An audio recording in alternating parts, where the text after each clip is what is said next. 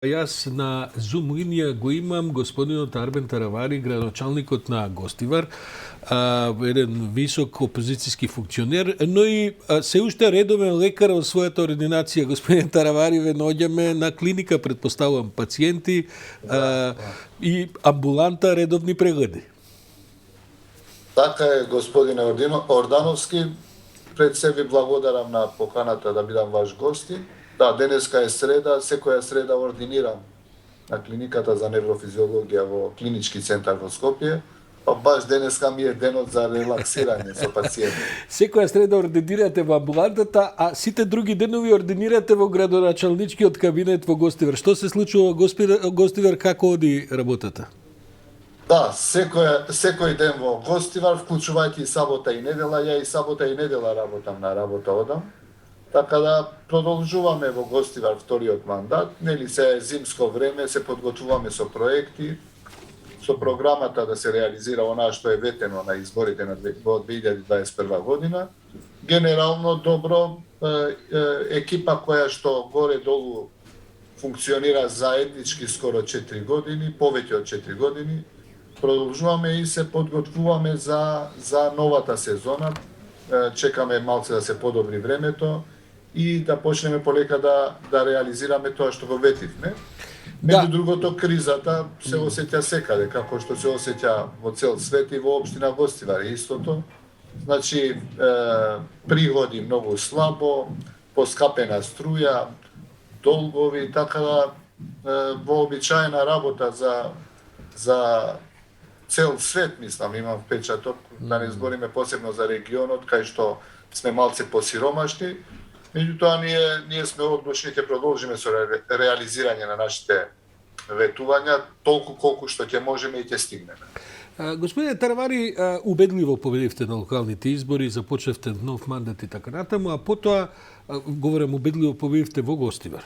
А потоа, морам да ве прашам за ова што се случува сега во вашата партија, бидејќи вие сте најголемата опозицијска партија, Алијансата на албанците во Македонија.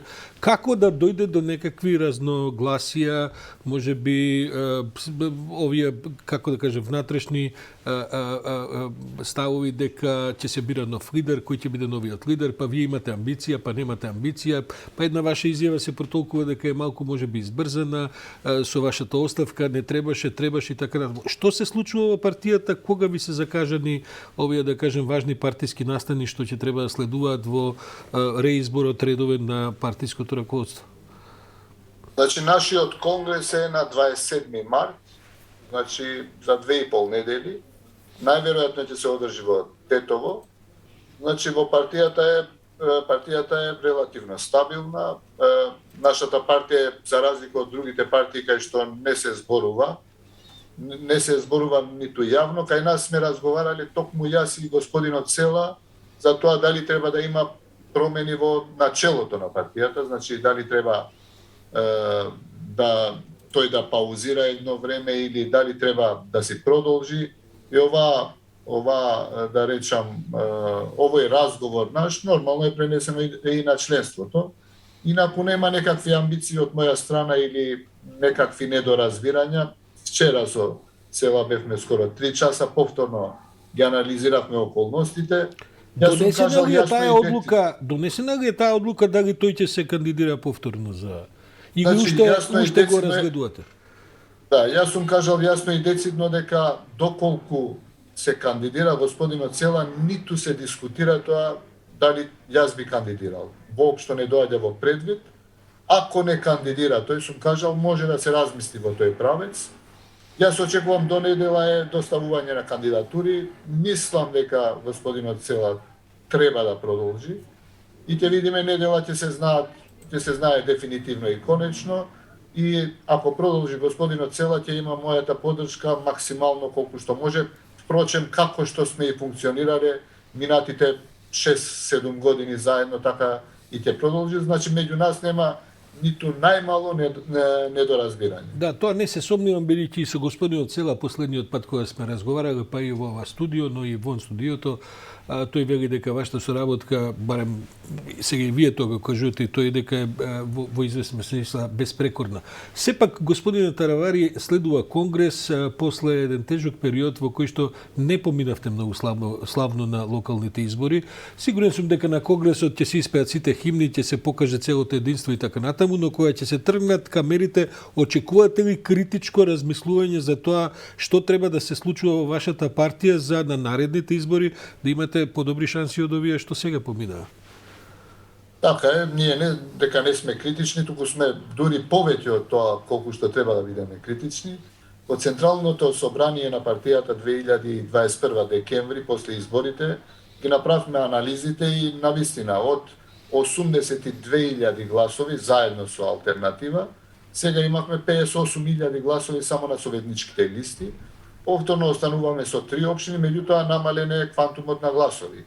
И тука нормално треба да се направат добри анализи, а веќе и се направени добри анализи и знаеме зошто и како е патнат значи количеството на гласови што ги имавме од 2020 до 2021 година. Видете, локални и парламентарни избори многу се разликуваат. Например, исто во Косово се случи со Албин Курти кој што доби на парламентарни избори 51% од гласовите, само за 8 месеци на локалните избори имаше 200 и нешто илјади помалку гласови отколку на парламентарните. Така да и ние веќе ги знаеме, да речам 99% нашите пропусти и кај се нашите грешки, да речам тоа што зависи од нас. Некои работи нормално не зависат од нас. Така да ја мислам дека сме критични, дека е направена добра анализа и дека е констатирано дека ние сме столбот на албанската опозиција и нема дилеми, така и ќе продолжиме. Впрочем, ги гледате и последните анализи, анкети на јавно мислење, дека Алијанса за албанците е прва партија веднаш одма до ДУИ, така да ќе продолжиме со професионализирање на партиските структури. Имаме идеја што и како да имаме визија практично како да се победи ДУИ на следните избори. Нормално тука вклучуваме и размислуваме и за евентуална соработка и со другите партии. Впрочем, Алијанса тоа и го покажала во последните 6-7 години отколку постои. Секогаш сме биле во некаква комбинација, се со цел да ја донесеме промената и во албанскиот политички блок, бидејќи навистина и албанците заслужуваат после 20 години да дојде една надеж. Макар таа била и лажна надеж, меѓутоа навистина повторно надежта си е надеж и мислам дека луѓето заслужуваат и албанците како македонците кои последните 20 години менуваат 4 пати влади, заслужуваат и албанците да имаат една надеж, една промена. Можеби таа ќе биде и полоша, не велам, меѓутоа ние сме тие кои што ја имаме оваа мисија за да ја смениме и да ја донесеме промената кај промените во политиката во принцип се корисна работа, барем на некаков средно рок. Господин Таравари, немам уште многу време, но сакам да ве прашам, вие сте еден од најартикулираните, но често и остри критичари на власта, на централната власт говорам. Како ви се чини Димитар Ковачевски, бидејќи претпоставам дека и за вас беше тој новитет, а еве веќе поминува неколку месеци како премиер. Сега очекувам да не ми даете баш онака опозиционерски, како да кажем, негаторски став, но сепак да ве прашам, имате ли некаква нијанса која може би ја гледате кај Ковачевски, која што и не е секогаш за критика или напротив? Видете, ја кажав и пред да биде избран и кога беше избран, дека навистина за мене анонимна личност, кога го спомнува како име за можен премиер, ми требаше Google да видам кој е. Реков дека джентлменски би било 100 дена да му се даде на човекот да видиме како ќе функционира. Уште не се поминати тие 100 денови. Немам некаков впечаток, значи не можам да речам ниту нешто добро, ниту нешто лошо. Видете, и кризата си го прави своето и тој никогаш не излегол на избори ни во сопствената партија, освен што беше изборот за председател на партија, која што повеќе беше, мислам, на грб на Заев, него тој самиот што си доби. Така да дадеме уште малку простор. Не би рекол дека нешто се разликува од политиките на Заев во минатите 4-5 години.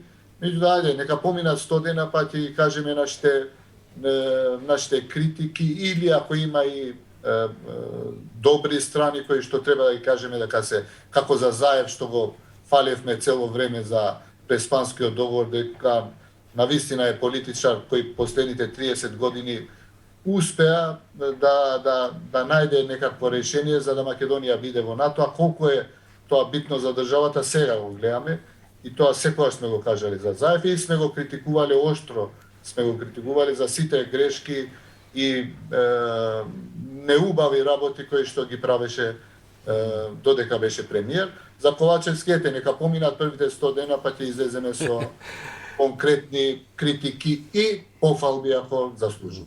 Господине Тарвари, нас не чекаат вестите, вас ве чекаат пациентите, да не ги оставаме и нашите гледачи и вашите пациенти, бидејќи се подеднакво важни. Благодарам за оваа утринска интервенција. Се гледаме следниот пат, се надевам во студиото. Одамна не сте дошле, неколку пати по зумови се слушаме, ама не е тоа. Кога би биле тука, би било малку и предпоставам, пожива дискусијата, па еве, си земам за право да ве поканам во некој догледен период. Може би после Конгресот, зашто да не, еве, и тоа нека биде договор. Апсолутно, може би после Конгресот со задоволство, зошто не.